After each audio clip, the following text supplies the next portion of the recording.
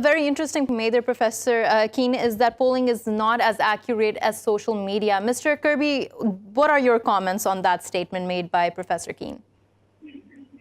Well, the thing about polling is the inaccuracies come from the methodology that they use to conduct the polls, and especially because whenever they do this sort of polling, there's always some means by which they exclude the a part of the audience.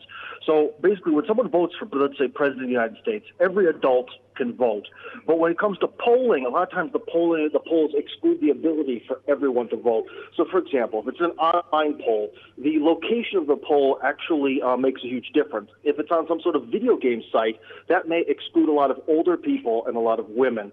I know in Moscow, a lot of times they conduct polling on the street during the middle of the day, offering people to put $1 on their telephone, which sounds fair, but that really excludes most of the nation. Because if you work in the military, or if you work on an oil rig, or if you work at night, or if you don't feel like talking to some random person on the street, then your vote is essentially not counted, and this can really skew the results. Right. So, Mr. Kirby, let me get this straight. What you're trying to say here is that it's the sample size that is the main issue here for why polls seem to be inaccurate or incorrect.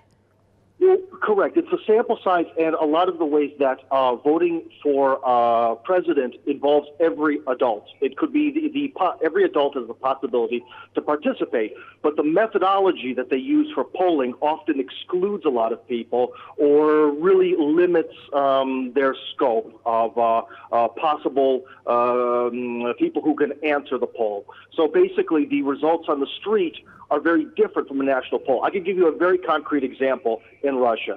Every year in Russia, a progressive or green, sort of hyper-liberal candidate, whenever they have the presidential elections, gets around 1% to 2%. This is sort of a stable tradition. However, that same candidate could get 20 or 30% from the Moscow-based polling.